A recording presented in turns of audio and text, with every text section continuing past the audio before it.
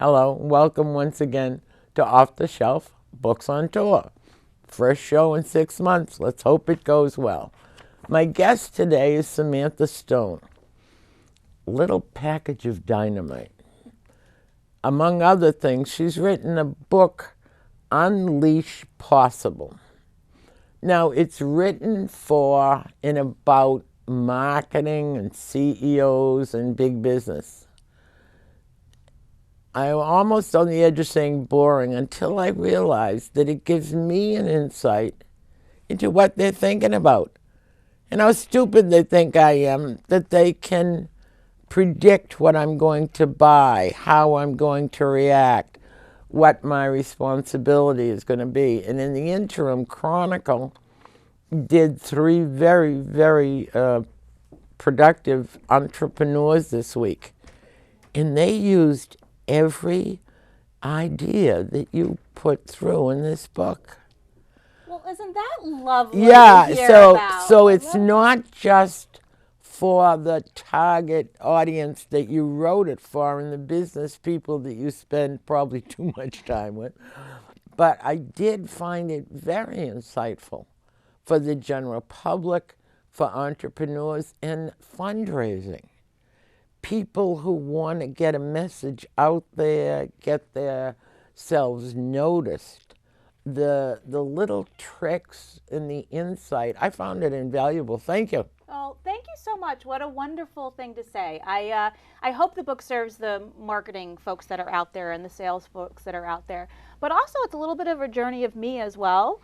There's a lot of stories in there. Hopefully, it talks about what I've done and what other people who want to drive businesses are, and to your point, consumers who want to understand how we go out and market to you, right? And how that all works. And how we can use that to our own advantage in how we buy, how we respond to or get their attention.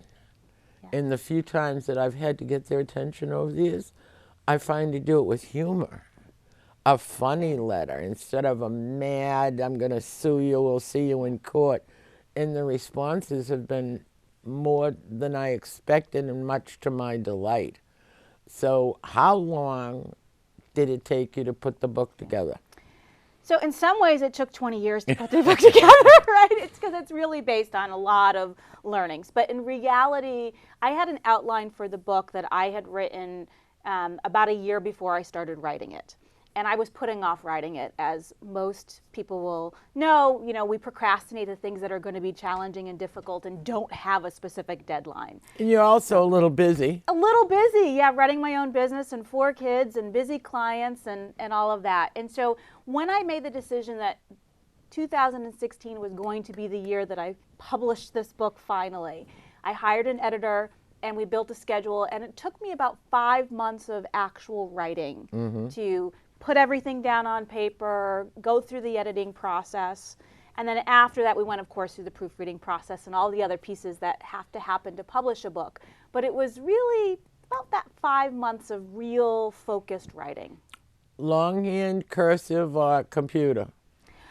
So it's funny that you should say that. I typed most of it. However, all of my outlines were done in handwriting. There was something about being able to write it down and scribble on it and move things and put arrows and do all the crazy things that made my brain be able to coalesce around an idea. But the actual writing itself was done typed on my computer. Right, but I hate the idea that we're not teaching our school children cursive these days. It's a dying art. But as a researcher, how are they ever going to read a document written 100 years ago? Yeah. I have grandchildren hand me their birthday cards and say, Nana, who's this from? I think that's sad. That is hard. You know, we're a big history buffs in my family. My husband's a Civil War reenactor, as are a couple of my children. And so we love history. And all of the things that comes looking at old manuscripts and old letters. Right. I have a friend who wrote a book, and she based the entire book about Civil War era letters she found in the attic from her great grandfather. And you have to know cursive to read it. You have to be able to read it. She never would have been able to create this really amazing story and legacy had she not found those and been able to enjoy them as much as she did. I was telling my director that we had a friend last week who was in Washington, D.C. for national security clearance. Leave your computer, your telephone, everything in the trunk of your car, and take notes. Yeah. Yes. I still take notes by hand when I'm on the phone, generally, and I use it. I do. Well, I do some doodling. It's a tactic to help me pay attention, right? So the act of the physical writing versus typing, I find I am able to focus a little bit when I don't have a person in front of me that I can look at, and I've got to rely just on sound. I find I get a little easily distracted, so the note taking by hand helps me there. I hate to see it. It's going to be like an elective language someday, I think. Yeah, it'll be really interesting, and there's so much opportunity to transfer current history into other formats, but there are those of us who are going to hang on and know how to do it and hopefully pass it along to enough children so that we can maintain Let's write history. another book. We could write a whole book just about that, right? How has the reception for your book been? Is it out in November or December? Yeah, right at beginning of November. Yeah, thank you. It's been so rewarding. Oh, good. I have been so fortunate to get all tremendous feedback from people about how it's helping them think differently, how it's helping them plan. One of the things that I found really most exciting feedback I got was there was a woman, she's a marketer, very seasoned. She knows how to do most of what was in this book, but she was struggling to get her team and her counterparts in other parts of the organization to understand, everybody aboard, right, what she did. And so she used the book as an opportunity to do their whole planning process for 2017. And she had everybody read it, and they all got on the same page, and they used the same language. And that was just unbelievably rewarding. And that knowing that the young millenniums, the younger people, can't understand a thing I'm saying. I don't believe that for a minute. And more often than not, I don't understand. They don't even get the thought process, and I don't get theirs. With a daughter employed in Maine, you could go get a beer in the middle of the afternoon and bring it to your desk. Excuse me? There are, I spent most of my time in technology marketing, so that type of thing is fairly common. But it's not understandable to my generation. Yeah. Any more than my what is understood. So it's very hard to make those two mindsets work on a team and work together. Yeah. So if this provided a catalyst, and I know that's a major problem in many, many companies, how do you get the seasoned employee with the experience that you want the youngins to learn, and you want the older generation to pick up some of the clues from the new kids on the block? That's a tough call. It's, that multi-generational workplace is a reality, and it is a reality for our entire careers and the generations after us. And it is challenging to figure out how different communication styles, different cultural contexts, different ways we communicate. And I do hope that this book will help organizations be able to bridge, at least from a sales and marketing perspective, shared concepts. And it's one of the reasons I added a chapter on culture to the book. I hadn't originally planned to do that, but as I was going through this, it felt like a big gaping hole that I wasn't talking about how to set up an organization to be successful, to be able to adopt the practices that we talked about. Whether it was a very small business or a very big business, we need to make sure we help drive leadership that affects change and growth and employee empowerment. And unless you stop what you're doing and turn around and look at your workforce, that's not something that you would really say, wow, I didn't realize we had so many of this ethnicity and that. And yeah, I can see that. And the more immigrants, the more people that come to America to be part of our resurgence in the world, the more mixes we're going to get. The most successful businesses I've ever been a part of myself personally, whether I'm consulting to them or I've been an employee or I've been a customer of theirs, are those who embrace diversity of ideas, wherever they may come from, whatever the makeup of those things are. Innovation happens and new ideas happen when we think differently. And so it's so great to have different perspectives about how we think about things and how we solve problems. There's a story in the book I talk about the toaster strudel test, and it was my son had toaster strudel for breakfast. I know, not mothering of the year kind of breakfast, but that was reality. It worked, and it was warm, and he was full. And the icing that you spray on the top, and he put the icing on, and he wasn't intending to draw an image. But all of a sudden he started looking at it, and he saw a whale and a frog, I think, and I looked at it and I saw something totally different. And the fact that we could both look at the same thing and see something totally different is what we need our employees to do if we want to serve customers in exciting new ways, if we want to create these incredible experiences, if we want them to come back and buy more stuff from us. Mm-hmm. I don't find, and you would be closer to it, that they listen. I fill out surveys. I fill out questionnaires, and they go right in my file. Yeah. John Q. Public, who handed it to me, doesn't read it. They ask me questions that are repetitive. And where was I recently? They handed me an iPad to answer the questions on the iPad. Did you enjoy that experience? It was a doctor's office. Within a half an hour, I had a heart murmur and a heart transplant. And I gave it back to the girl, and she says, "You haven't finished?" And I said, "Oh, yes, I have." I'm done. Honey, you asked me the question. You pushed the button. I didn't get trained on that. Yeah. Oh, I don't know. I said, "You want to try writing it in cursive?" What? I said, "Let's meet in the middle." That's great. Ask me the question. I love it. I can't imagine them handing an iPad to a 90-year-old.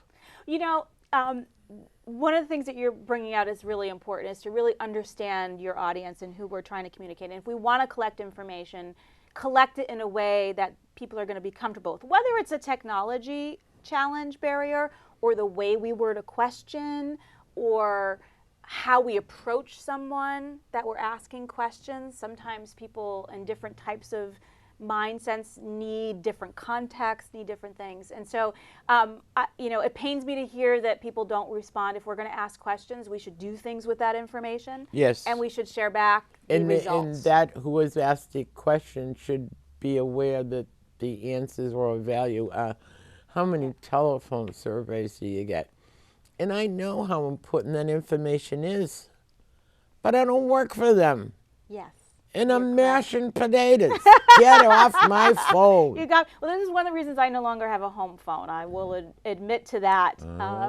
And rarely, there are instances where phone surveys provide value, but usually there's other ways to collect the information that's a little less invasive. I have those blocks on my phone, and still 2 and 3 get through a day.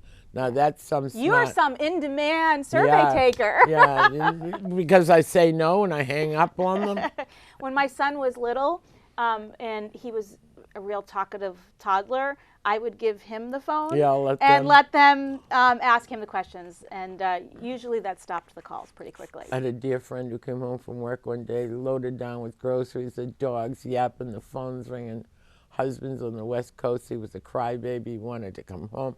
She got inside. She dropped the bundle. She sent the dog to the kitchen. She picked up the phone. She yelled so loud. It was a crank call, and he hung up. That's a great story. Yeah, it worked. I love it. He never called back. He never bothered her. Yeah. How your kids are quite used to you being the human dynamo and always on the go. Yeah. In applause to that, I had the pleasure of sitting in on one of your seminars about branding yourself. And I also met your mom. You did. Lovely little lady. Thank you. But she gave you a gift of dynamite, didn't she?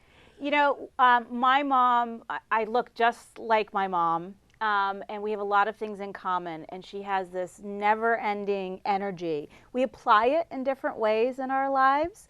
I've definitely got a lot of my dad in me as well. But didn't meet him. Yeah, but she is, she's an amazing woman. She cares, the things that she cares deeply about, she goes all in. And I am certainly lucky that I grew up around her and a lot of other men and women like her that well, water took seeks charge. its own level. Don't you find your friends are similar in personality and energy to you? Yeah, for the most part, yes. And you I tire think out the rest of them and they fall by the wayside. yeah, I mean, my energy, my words, I do go. I don't sit still very well. But I also have found as I've gotten over, moments of quiet are incredibly important to thinking clearly. When I was younger, I sort of, any moment of quiet I had to fill. I didn't know what to do with. Writing, I couldn't have written this book in that state. This book was written mostly in my cottage in the mountains of New Hampshire, in the White Mountains, mostly at between 3 a.m. and 7 a.m. when no one else was awake. And it was just me and my thoughts. And I think that I am a go person. And for me, I have to work to find the slow down moments. And I think there are people who are more thoughtful and calm, and they have to work to find the Energy go moments. right? And finding that happy balance is a struggle, but it can be rewarding when we get it right. Now, you're a very good public speaker. Do you enjoy this type of interview, speaking to groups and libraries? Did you know when you wrote the book that this was part of the deal? I had hoped it would be. I've been very fortunate in my career to have lots of opportunities to present to groups large and small, and do a lot of things. The book gave me an opportunity to coalesce a lot of different ideas into a single entity, and that was wonderful. So I'm very fortunate. I love talking about marketing, being a business owner, being a mom, all of those kinds of things. So I feel very lucky that I have venues like this to be able to do it. Was it necessary to send you to public speaking school? I did not go to public speaking school, but there was something that I did very, very early on that I think informed my comfort speaking. And you should know, as a child, I was the shyest child in the planet. Literally, I would hide in closets when family friends would come over. I mean, these would be really good family friends that I knew, and I would hide from them. I have not always been very comfortable being the center of attention. And when I was in high school, I did something called impromptu speaking. And that's when you walk in a room and you open up an envelope, and there is a phrase or a word on that envelope, and you have to talk for 2.5 to 5 minutes on that. You have no idea what it's going to be. It could be bananas. It could be a historical reference. It could be a line from a poem. And by practicing that and by competing in that, I learned how to make decisions quickly, how to outline my thoughts very quickly, and it changed my ability and my comfort public speaking tremendously, and it also improved my writing. Because even though I'm writing not to speak for 3 minutes on a random topic, I still have to be very structured in how you make an argument. So I love it. I wish every student could participate in something like that, because it taught me an awful lot about public speaking. Have you in our public school system to teach the class?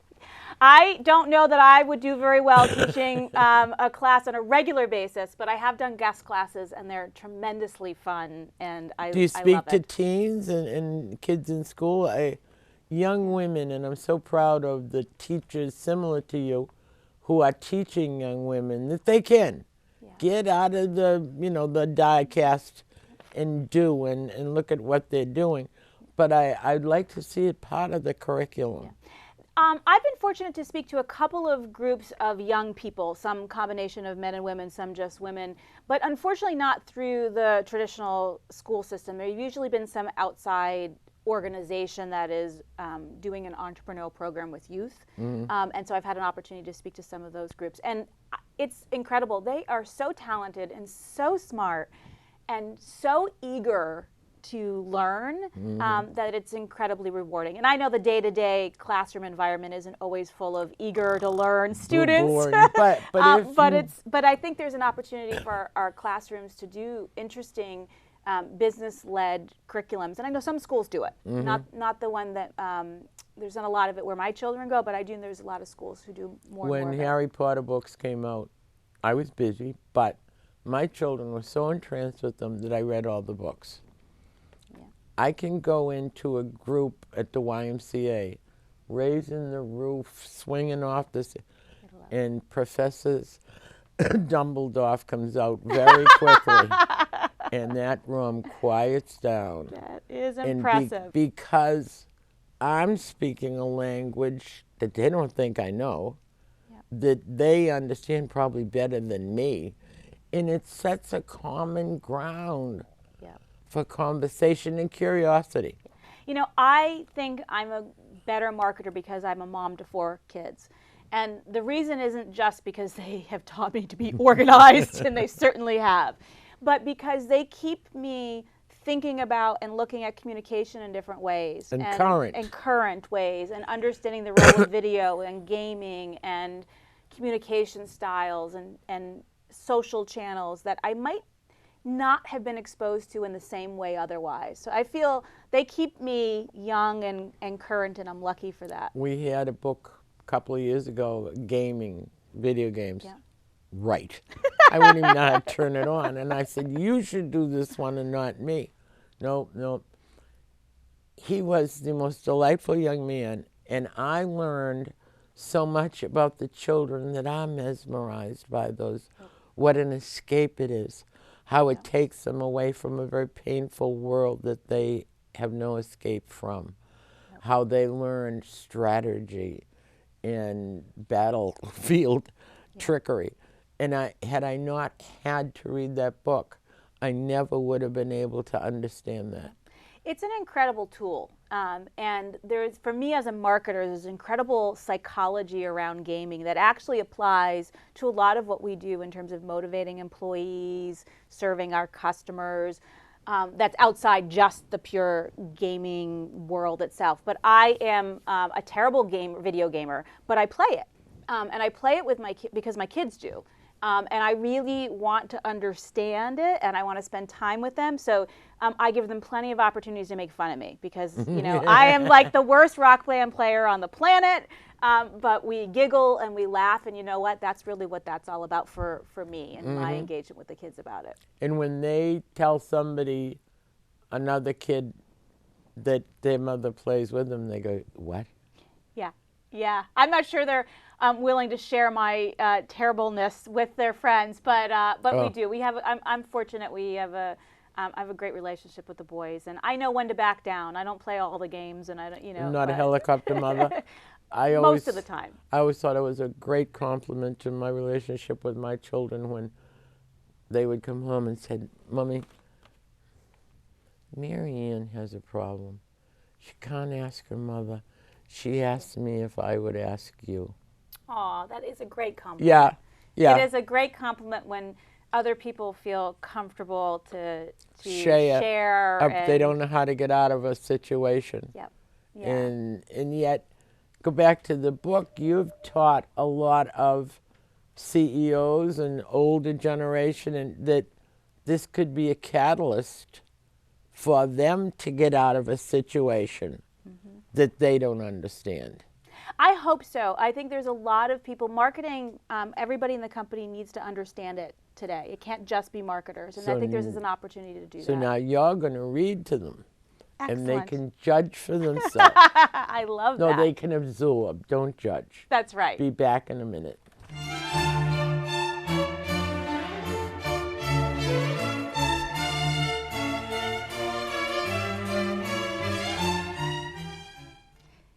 This is from a chapter on sales and marketing alignment. It's 6 p.m. on the last night of the quarter. My husband David calls, wondering why I'm not home. I'm a little shocked to get his call because usually at this time my husband is still sleeping. He's getting ready for the last couple of hours before working the overnight shift at the Boston Herald. This is back in the day before we had children that stopped us from ever actually sleeping and when newspapers were a competitive business. I hadn't told him I was going to be late because I figured he wouldn't even have noticed. It turns out he had something else in mind. He tried to surprise me by taking the night off work and having dinner waiting for us. Oops. We had been married a few months, and this was going to be the first time that I was going to disappoint him big time. Even so, I couldn't come home for a few more hours. At the time, I was leading channel marketing for a document management software company that was growing quickly. We had a big quota to meet, and it was our tradition for sales and marketing to stay late together until the last order was booked during the West Coast business hours. We ordered pizza, we broke out some cold beer, and we told stories, cheering for one another with every incoming order. I'm pretty sure my husband actually has no memory of this incident, but I remember it vividly because it was one of the first times in my career I chose work over my personal time very willingly. When I got home, I told my husband what I had done that night at work. I sheepishly told him the truth. I ate pizza, I had a beer, and I provided moral support. The feeling that I had that night surrounded by colleagues is something I've aimed to capture in every subsequent job. And it's something that unfortunately most of our organizations don't have naturally. So in that chapter, we share tips and tricks for how to create a culture and an environment that makes people want to be together and enjoy that time together. Thank you. At the expense of a family life, and yet that's going to be your next book. You pulled off both. Thank you. It was not always easy. No, it isn't. And it was an incredible effort to find balance. But I hope that I have been both a present mother and wife and friend and daughter, and also a successful entrepreneur. And I never want to paint the illusion it is easy to do. It takes incredible work and it takes tough choices. But I feel fortunate. I think I've been able to do both. Well, I don't have an Oscar here, but I think you did a hell of a job. Thank you very much. Thank you for coming to be with us today. Thank you. That's it. The book is Unleash the Possible. Samantha Stone has been our guest, and this is Off the Shelf Books on Tour. Veronica Andrews, your host. Bye.